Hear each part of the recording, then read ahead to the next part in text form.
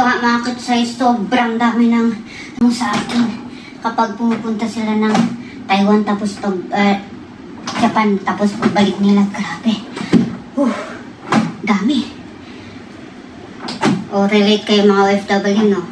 Dami din yung pasalubong kapag umuwi amo nyo. Ito ang reality ng buhay OFW. Kapag nagbakasyon ang amo, ito ang pinakagustong gusto ko kasi alam niyo ba, kapag nagbakasyon ang amo, 'di ba, pa-relax ang Inday. Pero kapag dumating na sila, ayun, siyempre ang daming pasalubong, hindi tayo mawawala ng pasalubong. Daming labahin, ilang araw na hindi sila naglaba doon. Siyempre, andun yung katulong sa bahay, nag-aantay sa mga labahin namin. Siyempre, ako naman na naiwan dito, nagpahinga naman ako ng todo-todo, 'di ba? Nagluto-luto, kung ano-ano nang ginawa. Kasi kumbaga, sinulit ko ba yung araw na wala sila dito habang nagsasaya sila doon? Siyempre ako naman dito nagre-relax. Kasi alam ko na pagdating nila, ang daming pasalubong sa akin na labahin ang sasalubong sa akin. So nag-ipon din ako ng energy, 'di ba? Pero hindi naman ibig sabihin nun is hindi ako naglinis. Oy, baka isipin niyo hindi ako naglinis ha. Naglinis din naman ako, pero magic lang. Tapos yun, nag-relax na ako. Siyempre sulitin natin ang pag-stay natin dito mag-isa kaysa naman magmukmuk ako mag-isa na homesick ako. Pero andun na dun talaga yung homesick ko nung oras na yun. Kasi siyempre mag-isa ako dito. Iniisip ko, Pilipinas talaga yung nasa isipan ko. Pero ano pa nga bang magagawa ko? Ako lang mag-isa dito. So, nag-movie marathon ako. Nagmuni-muni. Andyan na yung nag-drama. Nag-iyak-iyak. Kung ano-ano na lang ginagawa ko para ilibang ko lang yung sarili ko. Tapos, anong araw na malapit na silang darating, nag-message na si amo. Ayun na. Para na ako.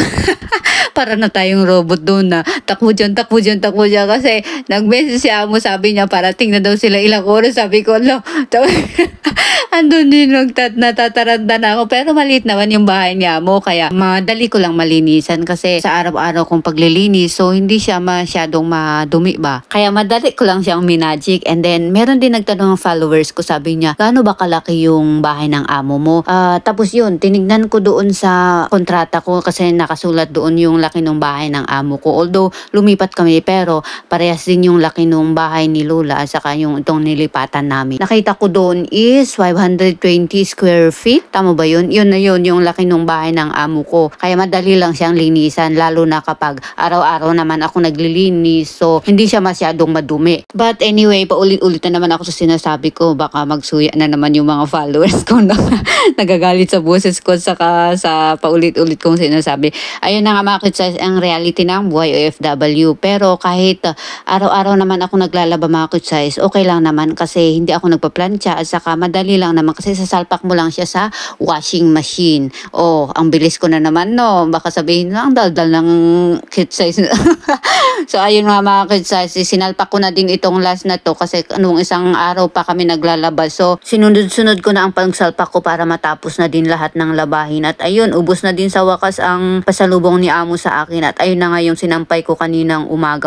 At ganun nga kadami ang pasalubong ni amo sa akin mga kutsay kapag nagbabakasyon sila. O diba, ang saya-saya. OFW relate lang yan.